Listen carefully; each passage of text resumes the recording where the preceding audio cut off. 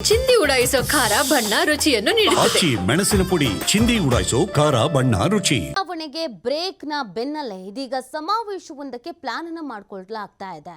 ರಾಜ್ಯದ ಹಲವು ಜಿಲ್ಲೆಗಳಲ್ಲಿ ಅಹಿಂದ ಸಮಾವೇಶಕ್ಕೆ ಚಿಂತನೆಯನ್ನ ಮಾಡಲಾಗ್ತಾ ಇದೆ. ಸಿಎಂ ಆಪ್ತ ಸಚಿವರಿಂದಲೇ ಸಮಾವೇಶಕ್ಕೆ ಮಾಸ್ಟರ್ ಪ್ಲಾನ್ ಅನ್ನೋದು ಗೊತ್ತಾಗ್ತಾ ಇದೆ. ಮೈಸೂರು, ಉತ್ತರ ಕರ್ನಾಟಕ ಭಾಗದಲ್ಲಿ ಅಹಿಂದ ಸಮಾವೇಶಕ್ಕೆ ಚಿಂತನೆ ನಡೆಸಲಾಗಿದೆ. ಈ ಹಿಂದೆ ದಲಿತ ಸಮಾವೇಶಕ್ಕೆ ಸಿದ್ಧತೆಯನ್ನ ನಡೆಸಿದ್ರು ಡಾಕ್ಟರ್ ಜಿ ಪರಮೇಶ್ವರ್ಗೆ ಬೆಂಬಲ ನೀಡಿದ್ದ ರಾಜಣ್ಣ, ಸತೀಶ್ ಜಾರಕಿಹೊಳಿ.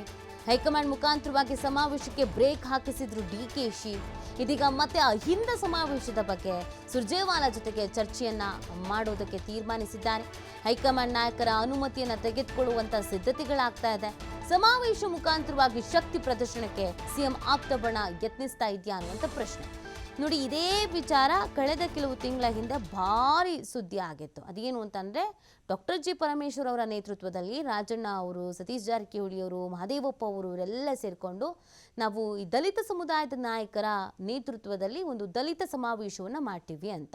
ಅದಕ್ಕೆ ಡಿ ಕೆ ಶಿವಕುಮಾರ್ ಅವರು ಎತ್ತಿದ್ದಂಥ ಧ್ವನಿ ಏನಾಗಿದೆ ಅಂದರೆ, ಕಾಂಗ್ರೆಸ್ ಪಕ್ಷ ಕೇವಲ ಅದೊಂದಕ್ಕೆ ಮಾತ್ರ ಸೀಮಿತವಾಗಿಲ್ಲ, ಹೀಗಿರ್ಬೇಕಾದ್ರೆ ಜಾತಿವಾರು ಸಮಾವೇಶಗಳನ್ನು ಮಾಡೋದು ಅದು ಅವರ ವೈಯಕ್ತಿಕ ವರ್ಚಸ್ಸಿಗೆ ಮಾತ್ರ.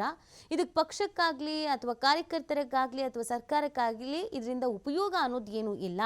ಈಗ ದಲಿತ ನಾಯಕರುಗಳು ಸಮಾವೇಶ ಮಾಡ್ತಾರೆ ಅಂತಂದರೆ ಅದು ದಲಿತ ನಾಯಕರ ವರ್ಚಸ್ಸನ್ನು ಪರ್ಸನಲ್ ಆಗಿ ಹೆಚ್ಚಿಸುತ್ತೆ ಅಷ್ಟೇ ಅಂತ ಹೈಕಮಾಂಡ್ ನಾಯಕರಿಗೆ ತಿಳಿಸಿ ಹೈಕಮಾಂಡ್ ನಾಯಕರು ಅದನ್ನು ಬ್ರೇಕ್ ಹಾಕಿದ್ರು. ಅದಾದಮೇಲೆ ಸಾಕಷ್ಟು ಬೆಳವಣಿಗೆ ಆಗಿತ್ತು. ನೀವು ಸಪ್ರೇಟಾಗಿ ಮೀಟಿಂಗ್ ಮಾಡೋದು ಬೇಡ, ಅವ್ರು ಊಟಕ್ಕೆ ಕರೆದ್ರು, ಇವ್ರು ತಿಂಡಿಗೆ ಕರೆದ್ರು ಅಂತ ಎಲ್ಲೂ ಸೇರೋದು ಬೇಡ. ಯಾಕಂದರೆ ಅದಕ್ಕಿಂತ ಹಿಂದೆ ಆಗಿ ದಲಿತ ನಾಯಕರುಗಳು ಸಮಾವೇಶವನ್ನು ಮಾಡಬೇಕು ಅನ್ನುವಂಥ ಪ್ಲ್ಯಾನಲ್ಲಿದ್ದಾಗ ಡಿ ಕೆ ಶಿವಕುಮಾರ್ ಅತ್ತ ಡೆಲ್ಲಿಗೆ ಹೋಗ್ತಾ ಇದ್ದ ಹಾಗೆಯೇ ಇವರೆಲ್ಲ ಲಂಚಿಗೆ ಹೋಗಿದ್ರು, ಇವರೆಲ್ಲ ಬ್ರೇಕ್ಫಾಸ್ಟಿಗೆ ಹೋಗಿದ್ರು, ಯಾರು ಮನೇಲಿ ಸಾಧ್ಯನೋ ಅವ್ರವ್ರ ಮನೇಲಿ ಊಟಕ್ಕೆ ಹೋಗಿದ್ರು. ಅದು ಮಾತುಕತೆಗೆ ಅಂತ. ಇದೆಲ್ಲವೂ ಕಾಂಗ್ರೆಸ್ನಲ್ಲಿ ಎಂಥದೂ ಸರಿ ಇಲ್ಲ ಅನ್ನೋದನ್ನು ತೋರಿಸ್ತಾ ಇತ್ತು. ಆ ಕಾರಣಕ್ಕಾಗಿಯೇ ಡಿ ಕೆ ಶಿವಕುಮಾರ್ ಅವರು ಹೈಕಮಾಂಡ್ ಗಮನಕ್ಕೆ ತಂದು ಬ್ರೇಕ್ ಹಾಕಿದ್ರು. ಈಗ ಹೊಸದೊಂದು ಸಮಾವೇಶಕ್ಕೆ ಪ್ಲ್ಯಾನ್ ಮಾಡ್ತಾ ಇದ್ದಾರೆ. ಆದರೆ ಇದು ದಲಿತ ಸಮುದಾಯದ ಸಮಾವೇಶ ಅಲ್ಲ, ಅದಕ್ಕೆ ಅಹಿಂದ ಅಂತ ಹೆಸರು ಇಡ್ತಾ ಇದ್ದಾರೆ. ಅಹಿಂದ ಅಂತ ಅಂದಾಗ ಆಲ್ಮೋಸ್ಟ್ ಎಲ್ಲವನ್ನು ನಾವು ಕವರ್ ಮಾಡಿಯೇ ಬಿಡ್ತೀವಿ.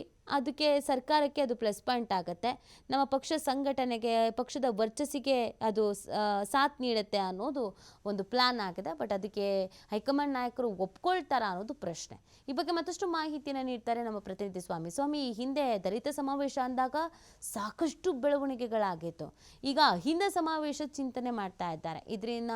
ಇದರಿಂದ ಆಗುವಂಥ ಬೆಳವಣಿಗೆ ಸಾಧಕ ಬಾಧಕ ನಾವು ನೋಡೋದಾದ್ರೆ ಸ್ವಾಮಿ. ನಿತಿ, ರಾಜ್ಯ ಕಾಂಗ್ರೆಸ್ ವಲಯದಲ್ಲಿ ಮತ್ತೆ ಅಹಿಂದದ ಕೂಗು ಕೇಳ್ಬರ್ತಾ ಇರೋಂಥದ್ದು. ಅಂದ್ರೆ ಅಹಿಂದ ಸಮಾವೇಶ ಮಾಡಿ ಮತ್ತೆ ಶಕ್ತಿ ಪ್ರದರ್ಶನಕ್ಕೆ ಹೊರಟಿರೋ ಸಿದ್ಧತೆಗಳನ್ನ ಈಗ ಮಾಡ್ಕೊಳ್ತಾ ಇರೋಂಥದ್ದು. ಒಂದು ಕಡೆ ಶಾಸಕರ ಅಸಮಾಧಾನ, ಮತ್ತೊಂದು ಕಡೆ ಅನುದಾನದ ವಿಚಾರವಾಗಿ ಅಸಮಾಧಾನ, ಎಲ್ಲದಕ್ಕೂ ಬ್ರೇಕ್ ಹಾಕುವ ಮಧ್ಯದಲ್ಲೇ ಈಗ ಮತ್ತೆ ಅಹಿಂದದ ಕೂಗು ರಾಜ್ಯ ಕಾಂಗ್ರೆಸ್ ವಲಯದಲ್ಲಿ ಜೋರಾಗ್ತಾ ಇದೆ.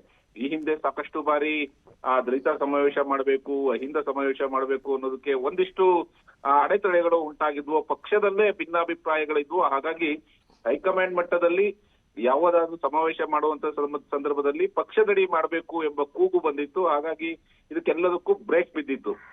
ಒಂದು ಕಡೆ ಹೈಕಮಾಂಡ್ ನಾಯಕರ ಮನವೊಲಿಸುವಲ್ಲಿ ಸಿಎಂ ಡಿ ಕೆ ಶಿವಕುಮಾರ್ ಕೂಡ ಯಶಸ್ವಿಯಾಗಿದ್ರು. ಅಂದ್ರೆ ಯಾವುದೇ ಒಂದು ಸಮಾವೇಶನ ಮಾಡಿದ್ರೆ ಪಕ್ಷದ ಅಡಿ ಮಾಡಬೇಕು ಎಂಬ ಯಶಸ್ವಿ ಒಂದು ಪ್ರಭಾವ ಬೀರೋದಕ್ಕೆ ಯಶಸ್ವಿಯಾಗಿದ್ರು. ಎಲ್ಲದಕ್ಕೂ ಫುಲ್ ಸ್ಟಾಪ್ ಬಿದ್ದಿತ್ತು. ಆಗ ಹೈಕಮಾಂಡ್ ನಾಯಕರು ಕೂಡ ಅಹಿಂದ ನಾಯಕರ ಸಚಿವರನ್ನ ಕರೆದು ಎಲ್ಲ ರೀತಿ ಒಂದು ಮನವೊಲಿಕೆಯ ಪ್ರಯತ್ನಗಳನ್ನ ಮಾಡಿದ್ರು. ಅದಕ್ಕೆ ಸಚಿವರು ಕೂಡ ಸೈಲೆಂಟ್ ಆಗಿದ್ರು. ಆದ್ರೆ ಈಗ ಒಂದು ಕಡೆ ಸಿಎಂ ಸ್ಥಾನ ಬದಲಾವಣೆ ವಿಚಾರಕ್ಕೆ ಸಂಬಂಧಪಟ್ಟಂತೆ ಬ್ರೇಕ್ ಬಿದ್ದಿದೆ. ಕೂಗು ಮತ್ತೆ ಬರ್ತಾ ಇದ್ರು. ಅಂದ್ರೆ ಸಿಎಂ ಬದಲಾವಣೆ ಆಗ್ಬೇಕು ಅನ್ನೋ ವಿಚಾರಗಳು ಮತ್ತೆ ಕೇಳಿ ಬರ್ತಾ ಇದ್ರು ಕೂಡ ಅದಕ್ಕೆ ಹೈಕಮಾಂಡ್ ಮಟ್ಟದಿಂದಲೇ ಯಾಕೋ ಒಂದಿಷ್ಟು ಬ್ರೇಕ್ ಬಿದ್ದಿರೋಂಥದ್ದು.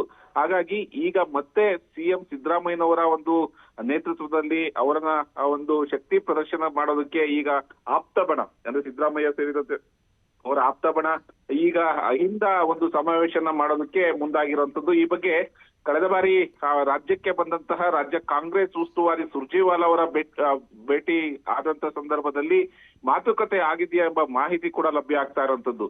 ಅಂದ್ರೆ ಗೃಹ ಸಚಿವರಾದಂತ ಪರಮೇಶ್ವರ್ ಸುರ್ಜೇವಾಲಾ ಅವರನ್ನ ಭೇಟಿ ಮಾಡಿದಾಗ ಈ ವಿಚಾರವನ್ನ ಅಂದ್ರೆ ಅಹಿಂದ ಒಂದು ಸಮಾವೇಶ ಮಾಡಬೇಕು, ದಲಿತ ಸಮಾವೇಶಗಳನ್ನ ಮಾಡಬೇಕು ಎಂಬ ವಿಚಾರಕ್ಕೆ ಸಂಬಂಧಪಟ್ಟಂತೆ ಒಂದು ಚರ್ಚೆ ಮಾಡಿದ್ದಾರೆ ಎಂಬ ಮಾಹಿತಿ ಕೂಡ ಲಭ್ಯ ಆಗಿದೆ.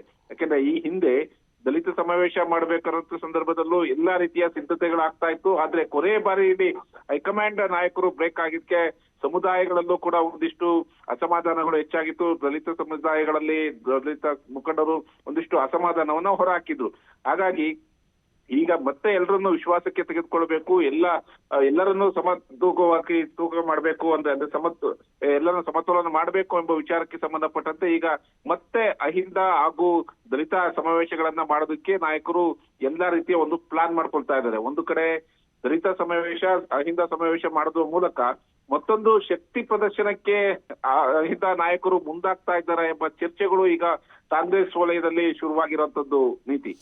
ಸ್ವಾಮಿ, ಈಗ ಹೈಕಮಾಂಡ್ ನಾಯಕರು ಇದಕ್ಕೆ ಒಪ್ಪಬಹುದಾದ ಸಾಧ್ಯತೆಗಳಿದೆಯಾ? ಯಾಕಂದ್ರೆ ಕಾಂಗ್ರೆಸ್ನಲ್ಲಿ ಆಲ್ರೆಡಿ ಆ ಬಣ ಈ ಬಣ ಒಂದಷ್ಟು ಅಸಮಾಧಾನ ಇದೆ. ಈ ಸಂದರ್ಭದಲ್ಲಿ ಸಮಾವೇಶಕ್ಕೆ ಒಪ್ಪಿಗೆ ಕೊಟ್ರೆ ಅಥವಾ ಕೊಡದೇ ಇದ್ರೆ ಬದಲಾವಣೆಗಳು ಆಗ್ಬೋದು. ಹಾಗಾಗಿ ಹೈಕಮಾಂಡ್ ನಿರ್ಧಾರ ಏನಿರಬಹುದು ಅಂತ?